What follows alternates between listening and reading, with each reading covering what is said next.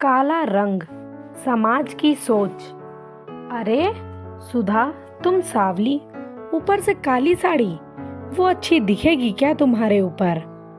पहले ही तुम्हारे रंग को देखकर लोग ताना मारते हैं। रमन सुधा को बोला। देखो ना रमन, मैं बोलती तो कहती सास बोलती रहती है हमेशा। ऐसा लगता है जैसे कौवे को काला टीका लगाया गया हो। पति और सास का बोलना सुनकर जरा उदास हो गई। वो काली नहीं थी, कृष्ण वर्णीय और नाक नक्शे में अच्छी थी, पर पति और सास कलर को लेकर सुधा को हमेशा ताना मारते थे। क्या करेगा वो भी? लोगों का क्या, लोगों ने तो नाम रखने में पीएचडी की होती है। ब्लैक और वाइट जोड़ी बोलते थे दोनों को। रमन का मन वैसे साफ था। सुधा को अगर कोई कलर को लेकर बोलता तो उसे जरा भी अच्छा नहीं लगता था, इसलिए वह भी थोड़ा बहुत बोल देता था ताकि वह जिद ना करे। लेकिन जब वह बोलता था तो उसे इस बात का पछतावा होता था।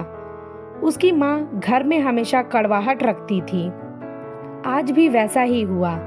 सुबह जब सास ने सुधा से बात की तो वह थोड़ा घबराई। उसका चेहरा भी शांत था। रमन वास्तव में खुद पर शर्मिंदा था। वह काम के लिए निकल गया। कई सारी महिलाएं काली साड़ी पहनकर सड़कों पर चल रही थीं।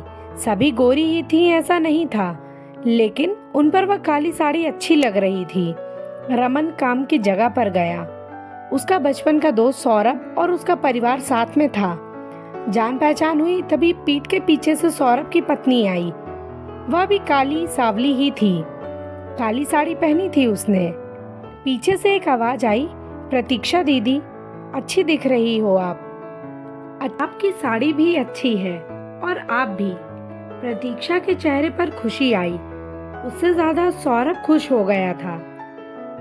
रमन सौरभ को हैरानी से देख रहा था। सौरभ ने वह देखा और जाना। वो रमन के सवालों को हल करना चाहता था। सौरभ ने रमन से सीधे ही पूछ लिया, पूछो, तुम्हारे मन में जो भी है मैं तुम्हें उसका उत्तर देने के लिए तैयार हूँ। रमन पहले हड़बड़ाया, फिर बोला, नहीं नहीं नहीं, ऐसा कुछ नहीं है। सौरभ ने रमन से कहा, तुम मुझे नहीं जानते कि मैं लोगों का मन कितने अच्छे से पढ़ सकता हूँ।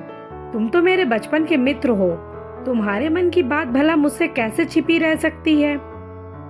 सौरभ आगे बोला, चलो ठीक है, तुम्हारा सवाल भी मैं ही बता देता हूँ।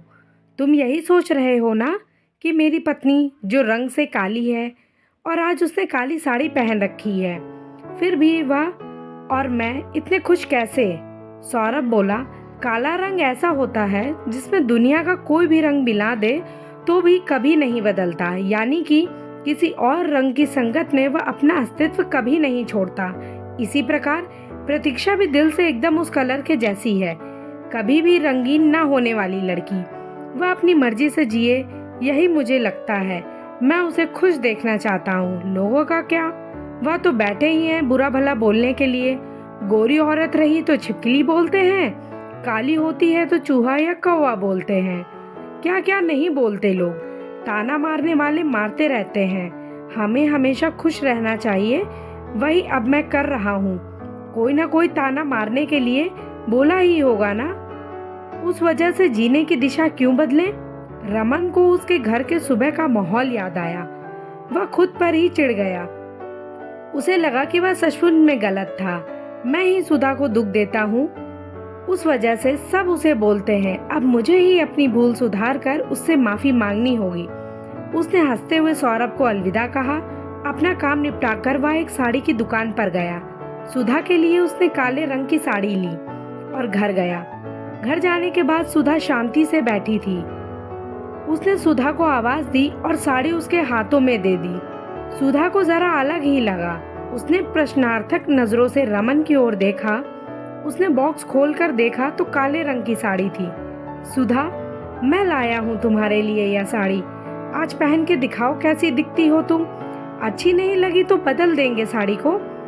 देखने तो दो कैसी दिखती हो तुम इस रंग में। सुधा को जरा अच्छा लगा। चलो तैयार हो जाओ जल्दी, हम जरा बाहर जाकर आते हैं। एक क्लाइंट के पास जाना है, उन्होंने बुलाया है जोड़ी में।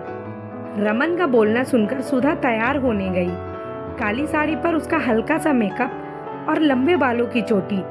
रमन भी क्या, रमन की माँ भी सुधा को देखती रह गई। रमन बोला, सुधा सॉरी। अरे लोगों की बातों में आकर मैं तुम्हें हमेशा बोलता रहा, और खरा सौंदर्य किसमें है, या तो मैं भूल गया था। रंग दो ही हैं, यह जानकर फिर जीना क्यों छोड़ दें, अपनी खुद की पसंद छोड़ दें क्या। तुम्हें काले रंग की साड़ी पहनना बहुत अच्छा लगता था ना, पर मैं हमेशा तुम्हें टोकता रहा। अब मुझे समझ में आया, किसी भी रंग में रंगते वक्त मन साफ हो तो खूबसूरती निखरती है। तुम जैसी हो वैसे ही जियो, मैं कभी भी तुम्हें नहीं बोलूँगा। और हाँ, सचमुच सुंदर दिखती हो तुम। तुम्हारे रंग पर अच्छा खिल रहा है या काला रंग। सुधा के चेहरे पर लाली और भी ज्यादा बढ़ गई। यह बात सुनकर रमन ने सुधा का मुस्कुराता हुआ चेहरा देखा और उसके बदले हुए विचारों से रमन खुश था।